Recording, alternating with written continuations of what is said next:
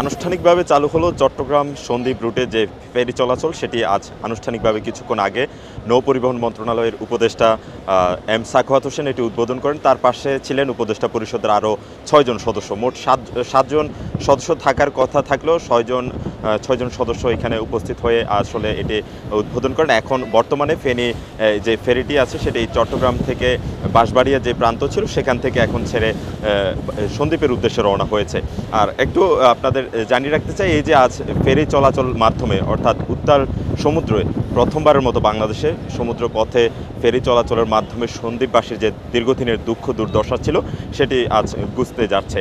তো এরপর পরে কিন্তু চট্টগ্রামের যে সন্দ্বীপ উপজেলা আসে যে দ্বীপবাসী তারা বিচ্ছিন্ন একটি জনপদ, সেটি আসলে শেষ হয়ে এখন সরাসরি মূল ভূখণ্ডের সাথে যুক্ত হতে পারবে।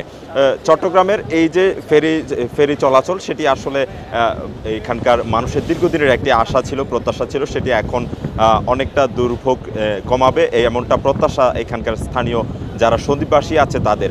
আর একটি বিষয় জানিয়ে রাখতে চাই, সন্দ্বীপে প্রায় 4 লাখ মানুষের বসবাস। তাদের প্রতিদিন প্রায় 6,000 মানুষ এই সন্দ্বীপ থেকে চট্টগ্রাম সহ মূল ভূখণ্ডের সাথে যোগাযোগ যে যাওয়া আসা সেটি যাতায়াত করে থাকে। তবে তাদের একটি দুঃখ দুর্দশা ছিল, দীর্ঘদিন তারা আসলে এই যে নৌপথ সেখানে পাড়ি দিতে লঞ্চ কিংবা স্পিড বোটে অনেক দুর্ভোগের শিকার হতে হতো। এমন তারা বলছিলেন অনেকে এমনকি দুর্ঘটনার কবলে পড়ে অনেকে নিহত হয়েছেন, এমনকি প্রসব বেদনায় আসলে অনেককেই নদীর মাঝপথে বা সাগরের মাঝপথে ট্রলার কিংবা স্পিড বোটে আসলে যে প্রসব সেটি করতে হয়েছে। তো এখন এই যে অন্তর্বর্তী সরকারের আজ উপদেষ্টা মণ্ডলীর প্রায় 6 জন সদস্য এখানে উপস্থিত হয়েছেন। তারা এটি আনুষ্ঠানিকভাবে উদ্বোধন করার পর এখন ফেরি চলাচলের মাধ্যমে কিন্তু যে সন্দ্বীপের উদ্দেশ্যে গন্তব্য সেটি আসলে চলমান আছে।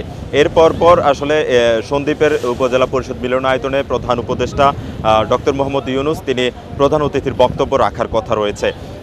আসলে এই যে সন্দ্বীপবাসীর দীর্ঘদিনের একটি দুঃখ দুর্দশা ছিল এখানকার যে বলতে পারি নৌপথ দিয়ে আসলে মূল ভূখণ্ডের সাথে যোগাযোগ যে ব্যবস্থা সেটি। আরেকটি বিষয় জানিয়ে রাখতে চাই, এই যে সন্ধ্যার পরপরই কিন্তু অর্থাৎ সূর্যাস্তের পরপরই এখানকার যে যোগাযোগ সেটি কিন্তু যোগাযোগ ব্যবস্থা কিন্তু বিচ্ছিন্ন হয়ে যেত। সন্ধ্যার পরে আসলে আর কোনোভাবে মূল ভূখণ্ডের সাথে যে যোগাযোগ ব্যবস্থা সেটি করা সম্ভব হতো না। কিন্তু এখন তাদের প্রত্যাশা তাদের এই যে ফেরি ব্যবস্থা সেটি যাতে রাতেও করা হয়, এতে করে আসলে সরাসরি যাতে তারা উন্নত চিকিৎসার জন্য চট্টগ্রাম, ঢাকা কিংবা বিভিন্ন জায়গায় তারা যাতায়াত করতে পারেন এমনটি তারা এখান থেকে প্রত্যাশা করছেন।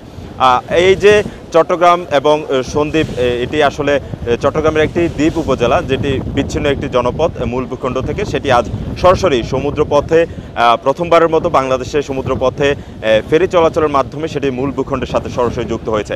তো চট্টগ্রামের এই যে সন্দ্বীপ এবং বাঁশবাড়িয়া যে প্রান্ত থেকে সমুদ্র পথে ফেরি চলাচলের যে সর্বশেষ সেটি আপনাদের জানাচ্ছিলাম।